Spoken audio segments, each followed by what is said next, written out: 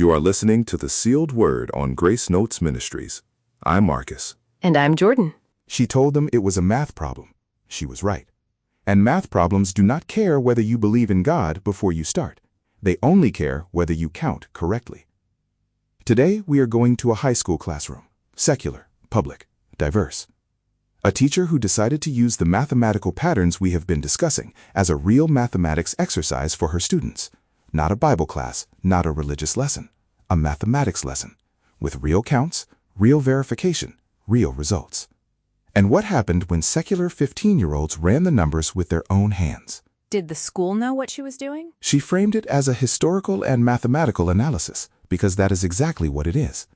The numeric value of letters in ancient alphabets, Gematria, is a documented historical practice. The patterns in ancient texts, numerical structures, structural analysis, are legitimate subjects in any mathematics or history class. She did not preach, she did not teach theology. She said, "Here is a count. Run it. Tell me what you find." And the 15-year-olds ran it. And then something happened that she did not plan for. 3 of them went home and opened a Bible for the first time, not because she told them to, because the math made them curious about what else was in the book.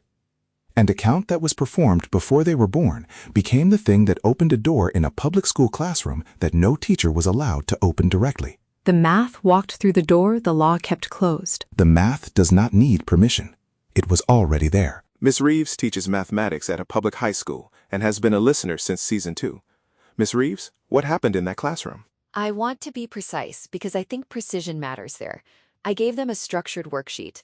Ancient Hebrew has numeric values for each letter. That is historical fact. I gave them the values. I gave them Genesis 1:1 in transliteration. I asked them to calculate the total value and then factor it. They got 2,701. They factored it. They got 37 times 73. I asked them what was interesting about those two numbers, and within about 90 seconds, a girl in the third row said, "They are mirror images of each other, 37 and 73. And the room went quiet, because she was right. And then a boy in the back said, "Is that on purpose?" And I said, "I don't know. What does the data suggest?" And he said, "The data suggests someone did that on purpose." And I said, "That is a reasonable scientific conclusion from the evidence." And then I let the silence sit. And that was the class. I did not say another word about it. But 3 students came to me afterward, and 2 of them asked me where they could find more information, and I gave them the website. GraceNotesMinistries.com/KJV-numerics. I wrote it on a piece of paper and folded it in half and slid it across my desk, because math class was over, and I was not allowed to say anything more. But the math had already done everything that needed to be done. One of the students from that class is now in college. He asked to be on the show. His name is Tyler.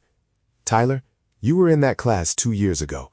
What happened after you took that piece of paper? I typed in the website that night.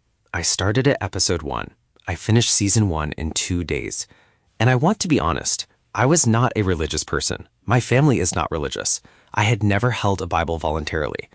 But the math was the thing I understood. I speak math. I do not speak religion, but I speak math. And the math said, this is not random. And once the math said that, everything else became a different question. Not, do I believe this? But if the math is correct, what does that mean? And that is a question I have spent 2 years answering, and I am still in the process of answering it. But the process started in a math class on a Tuesday afternoon when a girl 3 rows away said, "They are mirror images of each other." And the room went quiet. The room went quiet because the Holy Spirit walked into a math class. He does not need an invitation. He goes where the truth is, and the truth was in the numbers. And you ran them correctly. And now you are still counting. CureBibleSearch.com, BibleNumerics.com, KJVCharts.com, SealedByTheKing.com, GraceNotesMinistries.com/KJVNumerics. Share this episode with every teacher, every student, every 15-year-old who is told to choose between faith and intelligence. You do not have to choose. The math will not let you.